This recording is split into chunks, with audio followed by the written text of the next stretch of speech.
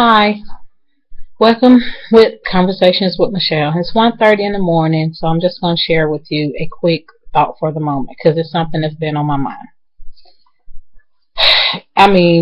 We've all thought about this at one point or another, so yeah, I have to really share this right now. So let me glance at it so I can make sure that I got my words right that I want to say. Okay. Trying to figure out why people lie and refuse to mind their own business. Will forever be a mystery to some, but I think I got it figured out. They don't have a business to mind. Therefore, they need to feed off of others and try to make their miserable, non-existent life seem meaningful. People who have failed in life would like nothing more or nothing better than for the next person to fail. And they're willing to do and say whatever it is that they got to do and say to see the next person fail. As the age-old saying goes, misery loves company. But misery can only have company if company goes to visit.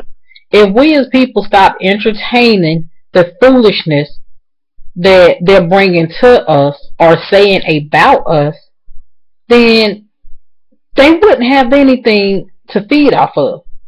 We actually help them by giving them the fuel that they need to keep going. We actually help them by paying attention to the foolishness and the nonsense that they're saying.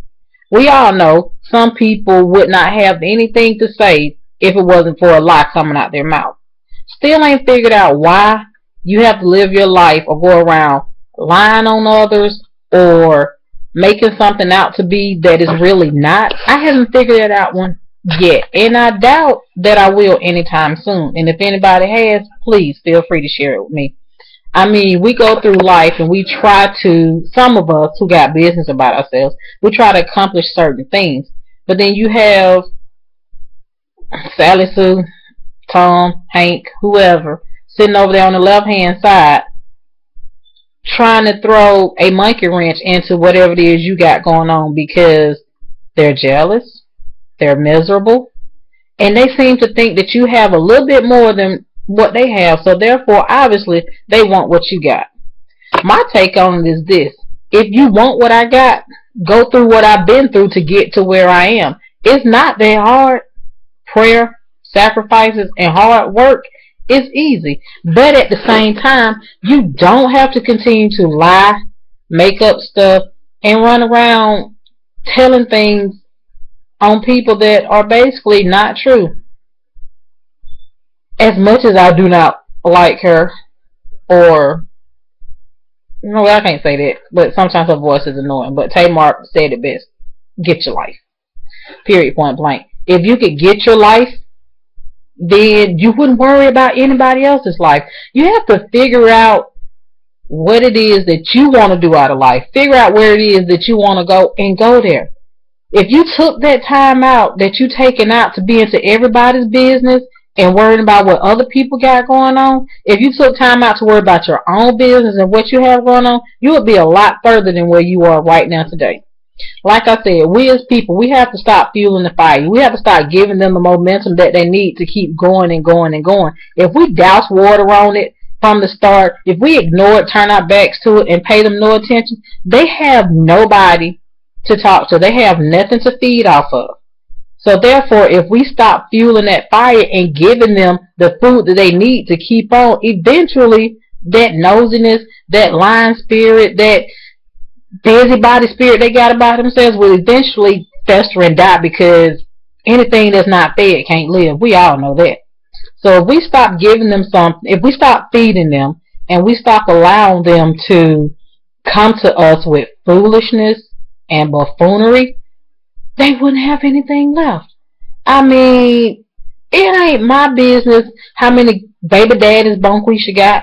It ain't my business how many women Frank over there sleeping with. None of that is my business or my concern. You know why? Because Michelle has things that she's trying to accomplish for herself. So therefore, what Lakeisha got going on over there, what Jonathan got going over there, that's their business.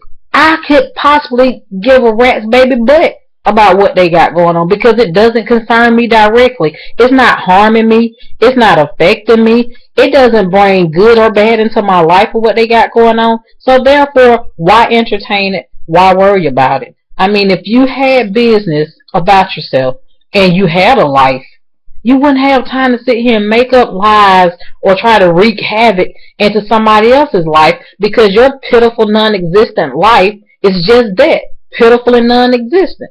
I mean, there are better things to do. Go to school, take up a trade, go play dodge cars in 285 during rush hour in the rain. I mean, something. Bungee jump without a cord. Just find something constructive that you can do that doesn't involve somebody else's life, that doesn't involve you wreaking havoc on somebody else's life. Find something that is constructive to do. Find something that won't possibly get you shot or beat down in the long run. Because, you know, people, you can only push a person so far. Even the quiet gonna raise up with a voice after they push so long. You can't keep backing a hurt dog in the corner. He gonna come out biting. So if you get bit because of the lies that you've told on somebody else, why don't complain? I mean, you should not complain. Once that happens, you shouldn't complain. You shouldn't be mad. It should be something that you should have expected to happen. And if you don't expect it to happen, then you really are a bigger fool than most of us thought you were. Because there is no way you can keep wreaking havoc on somebody's life and not receive repercussions from it, whether it be from them or from a higher source. That's all I'm saying. I mean, bottom line is, get a life. Find you something better to do. Stop lying on people.